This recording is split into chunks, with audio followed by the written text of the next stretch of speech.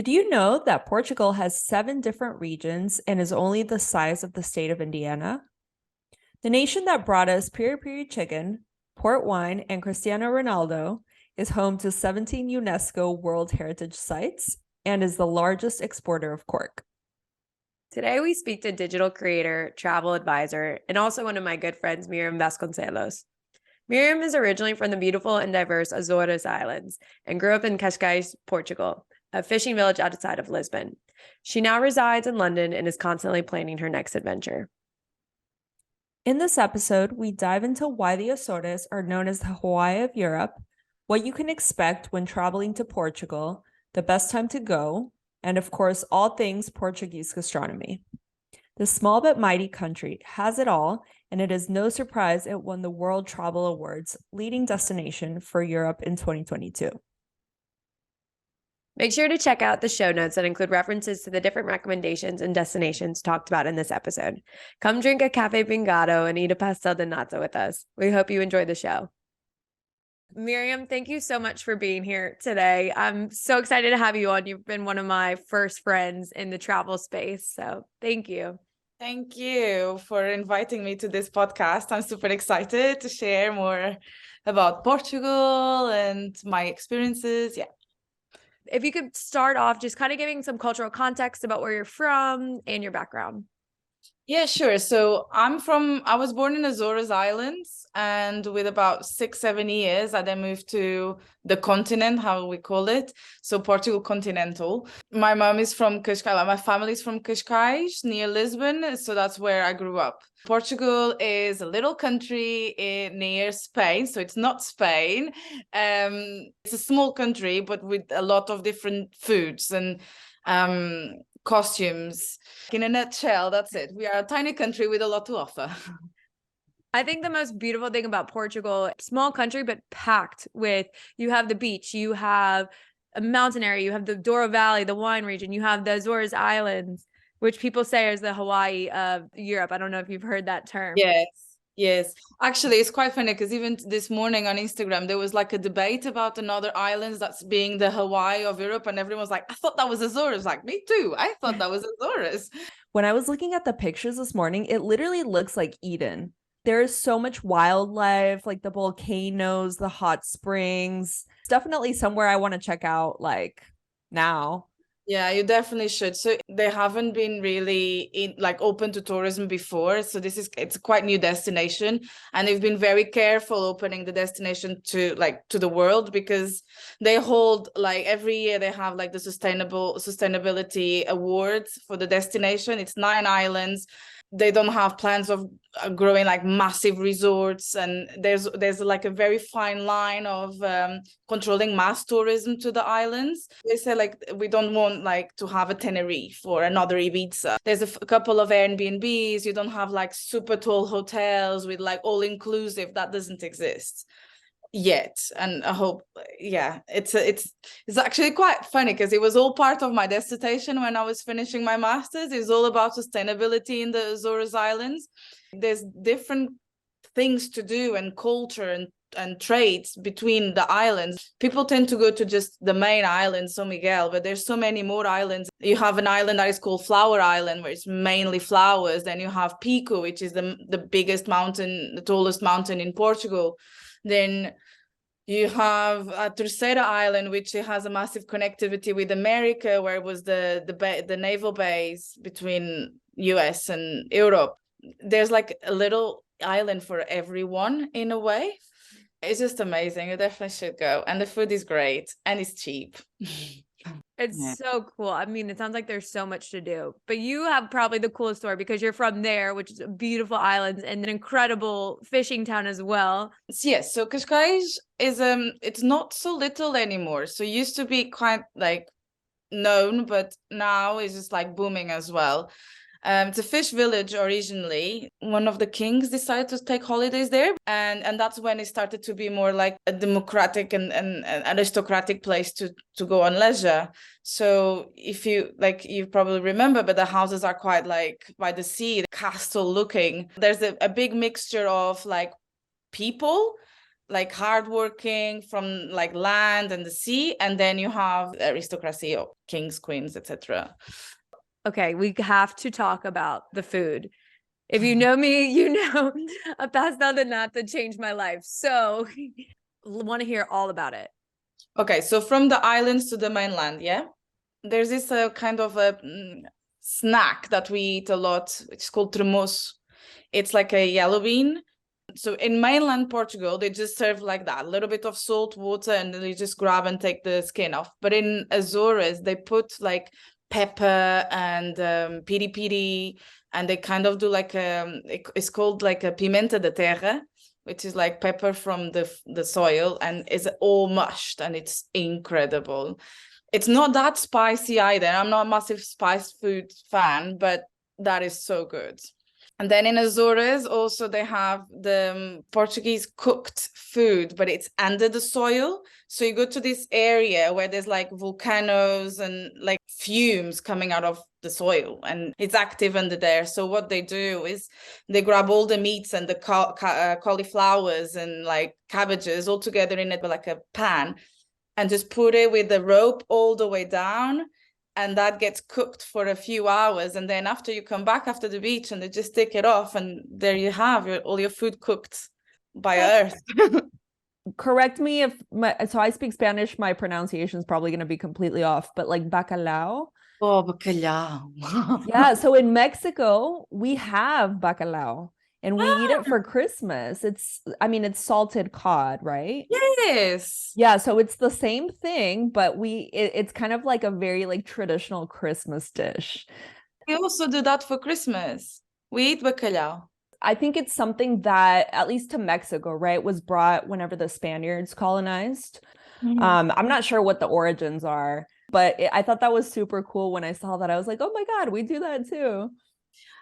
Yeah, we do. So we have loads of types of bacalhau dishes in Portugal. So we have bacalhau à Brás, you have the salted bacalhau, and then you put like thin crisps, and you crack eggs, and you mixed with olives, and you just get all together in the oven, and it kind of gets baked. Then you have bacalhau com natas, which is the same style, but then you would add like potatoes, and then Yeah. cream and cheese. Then you would have bacalhau gomes de sal, which is garlicky and like just fried pans. You have loads of types of bacalhau. These are probably my three favorites.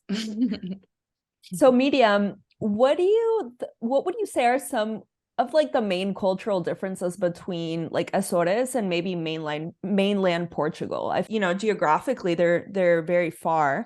How does that affect culture?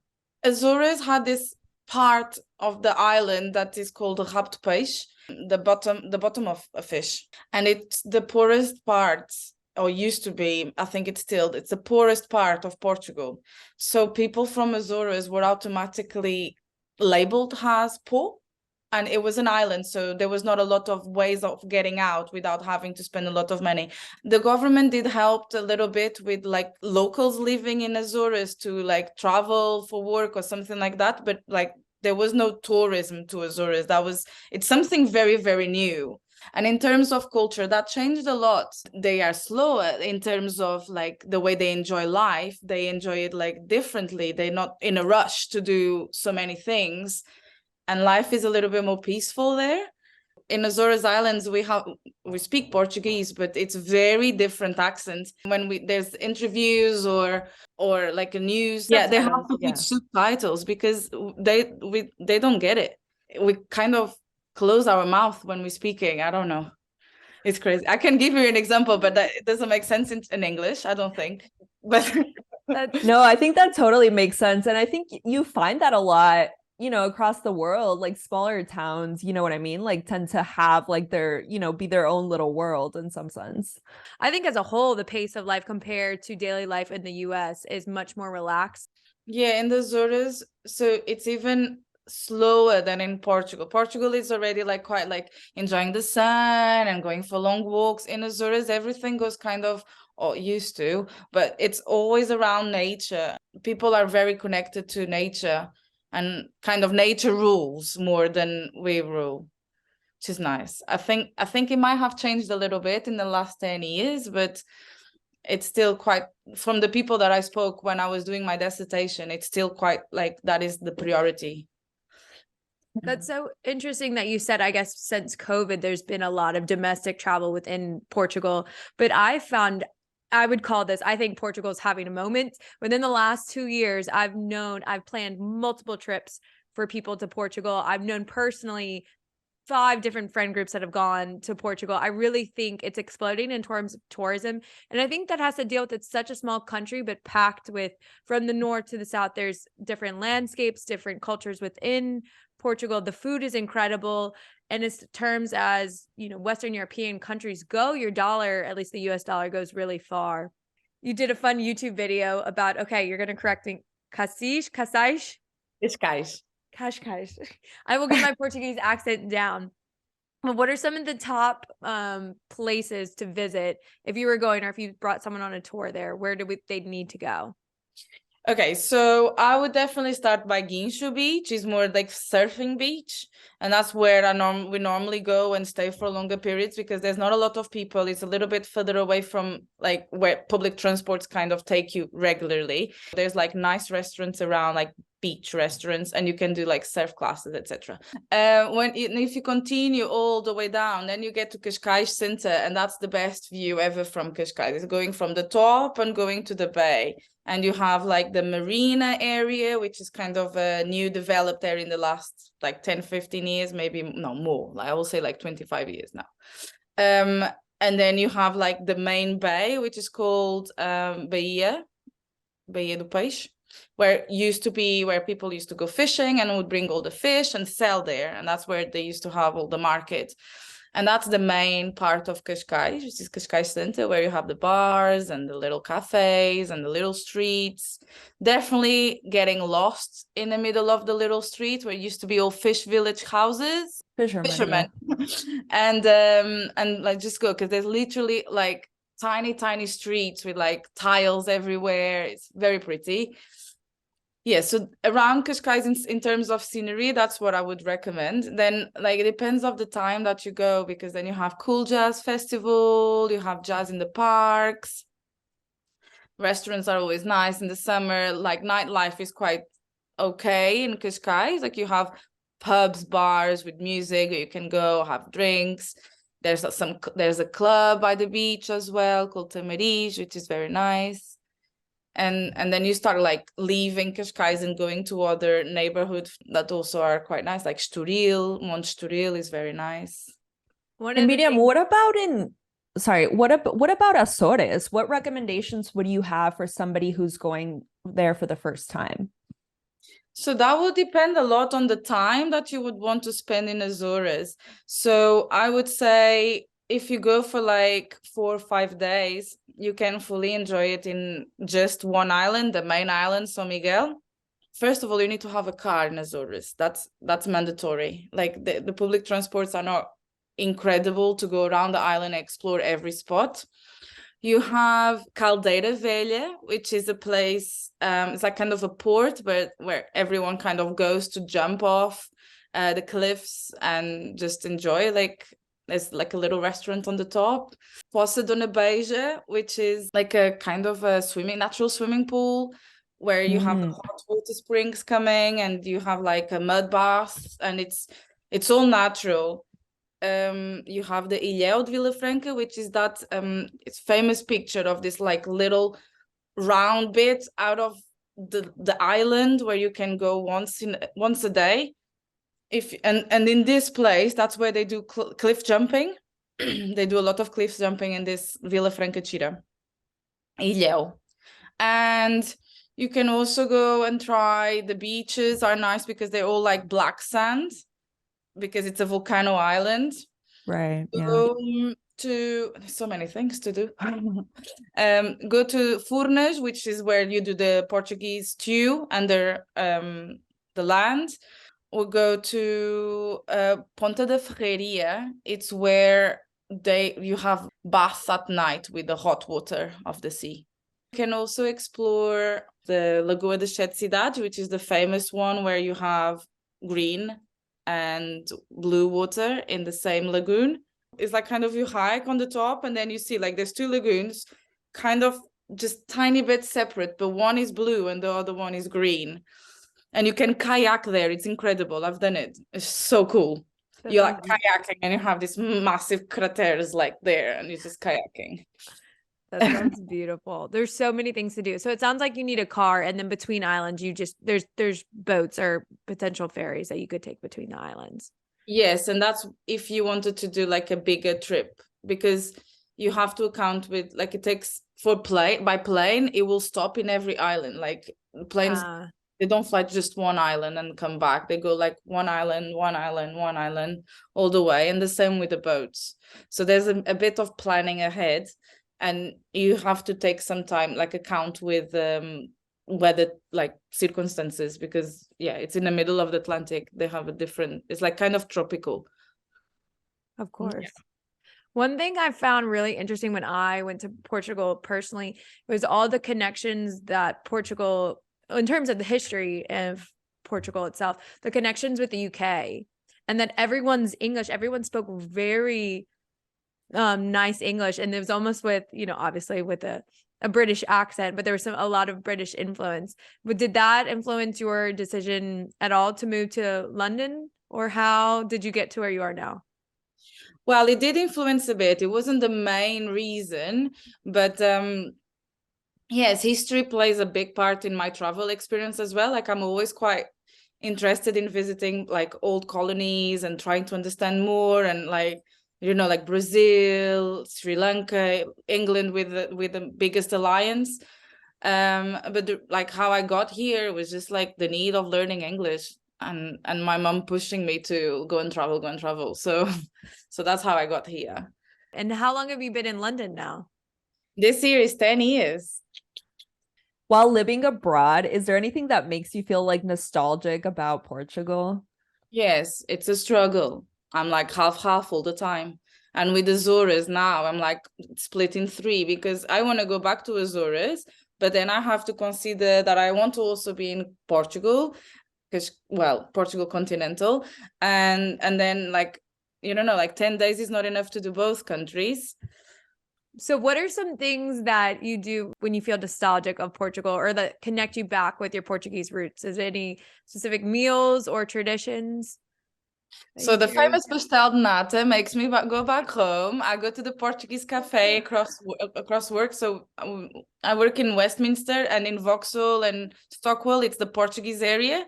So across the bridge, and I have like my café pingado e uma pastel de nata or croquette. And that brings me home. Like talking with my friends here and like promoting Portugal as well makes me be closer as well. Like I speak with my friends and family almost every day. So although I don't see them and I'm with them, like I feel like I'm quite close. Is there a certain like Portuguese tradition that really like brings you home? Yes. So in June and July, it's the parties of the saints in Lisbon, Porto, and Sintra. That is one of the things that I most miss about Portugal. Like that is the whole Lisbon around the castle. Everything stops, and there's people like selling bifanas and sardines and like dancing in the street, and it's all very folkloric. It's kind of like a carnival, but it's not so carnival. I don't know how to explain. It's more like traditional music, like la la la la. Yeah, it's like patron saints, right? Parties like in Spain, like even in Mexico, we have those in little towns. Like every town has like their own patron saints. Everybody has like they're like little carnivals, and you have like good food, good bands, like people throw confetti around and all that stuff. We also have carnival, but this is like different. This is like saints. I happened to the feria, Saint João. Yeah, São João. It was incredible. It was one of those moments. The whole city's on a high, it's just full of life. It's holiday as well. It was incredible. And every little neighborhood had their own festival, and a great band, great food. But if you're planning a trip to Portugal, I would definitely try to fit in one of these festivals. You said there's the one in Lisbon, Porto. I mean, I'm sure throughout the country. Yeah, so there's Lisbon, Porto, and then there's Sintra and the Montijo, like the other side of the river. It's all about June, July. I think it's June. 13th of June to the 24th of June. Yeah. Yeah. Sintra is incredible. Sintra, Yeah. for the audience who hasn't been, it's up in the mountains. It's this green lush where a lot of the castles. Portugal has an incredible amount of beautiful castles, but especially in Sintra, I highly recommend. That's a can't miss on any Portugal itinerary. Miriam, we've been putting together these rapid fire questions just to get to know, everyone that we have on the podcast a little bit better. Kicking it off with, what is your favorite place to travel? So I haven't been everywhere, but I think so far it's been Southeast Asia, Vietnam and Philippines. I'm going to go like that. The next one is one thing you don't travel without. Okay, so this one is very hard. I don't think anyone really travels without the phone. I will say a form of camera, because always take my phone everywhere for the camera, but the drone, it's the drone. Wait, that's the super drone over fancy. the drone over the phone.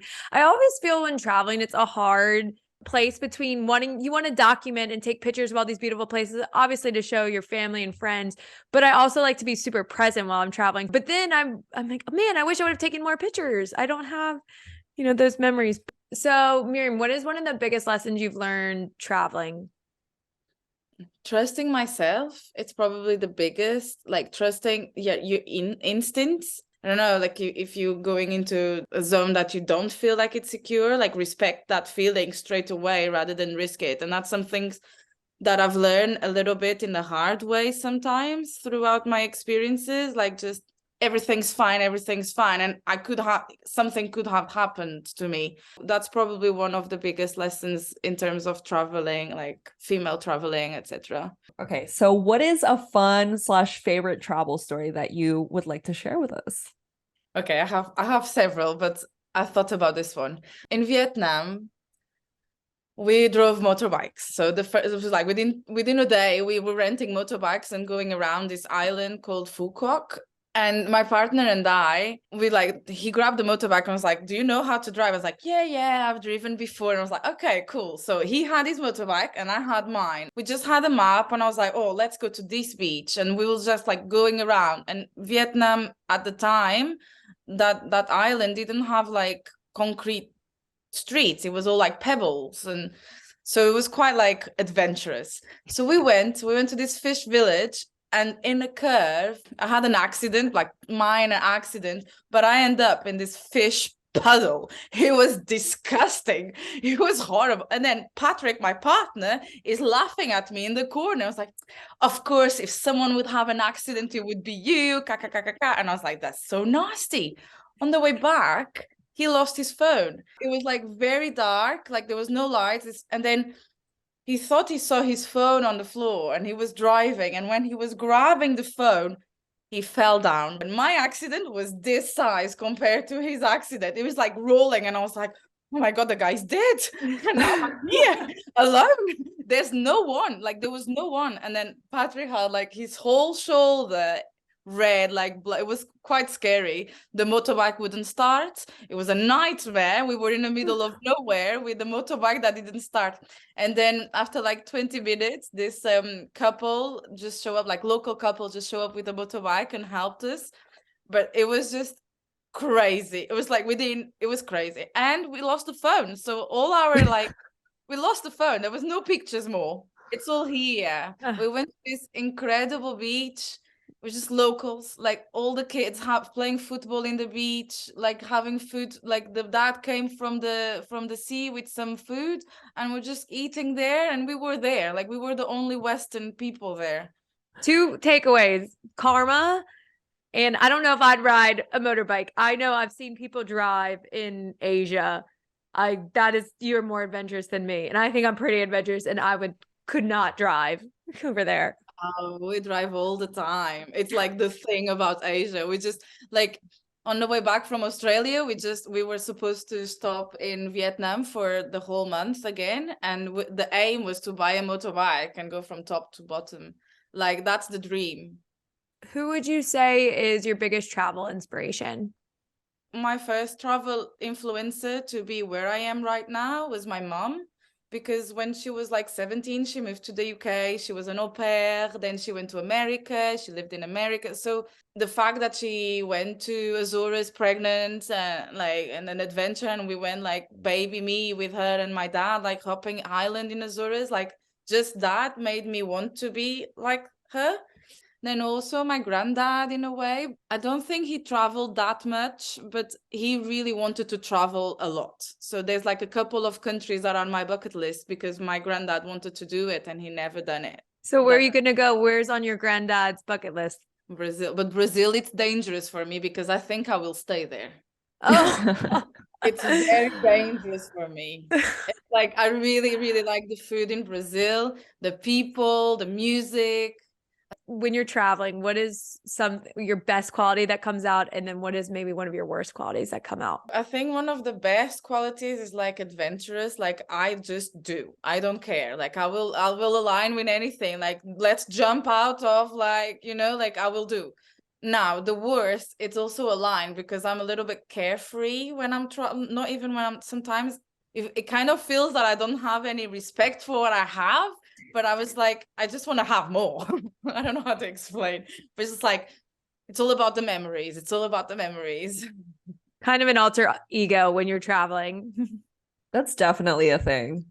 I wholeheartedly believe that you have different personalities everywhere you go. Like if you go to a new country, you can be whoever you want to be. But that's what I feel in London, you see. In London, you can be whoever you want to be because it's so different. Like back in Portugal, I'm Miriam. But in the beginning, when I moved here, I was like, I don't care. Today I can dress like rock star. Tomorrow I can be boho, like it's not like that when you like in your hometown, when you know everyone around you, and traveling is like that. Like you can do whatever you want to do. I have Latino Ashley. That's what I call her when I'm in South America or any No, Spanish. you're Anita Martinez. Anita That's is- your Hispanic alter ego. It really is. From Bristol. I love it. Okay, Miriam, you know my answer to this one is pastel de nata, but what is one life-changing meal you've had while traveling? In Vietnam, it's not like something wow that I tried for the first time, but it was more like how it was cooked and how I was not expecting it to be so good. So we had fresh seafood from the sea that we saw the guy going and caught it at 5 a.m. We were jet lagged, saw the guy going at 12 o'clock. We ate his food and it was incredible. Barbecue squid, barbecue, it was all barbecued, but like you cooked it yourself. Like they just brought the skewers and you just did it yourself. Who is the coolest person you've met while traveling?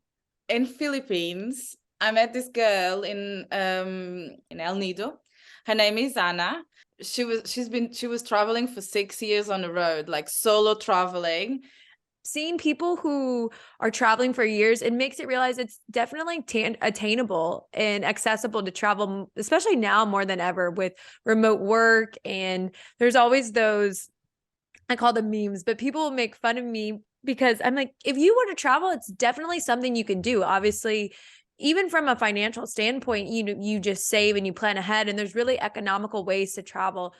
With work now, like we travel a lot with like business trips, and it's like travel trade shows, like where like countries come over and they present what they offer, and it's proper torture. I'm like there, like I want to go everywhere. Like please, I don't want to be here. I just want to go. Someone told me the other day there's a name for that because I'm experiencing the same thing. I'm planning all these trips for my clients, for my friends, but I don't have anything planned.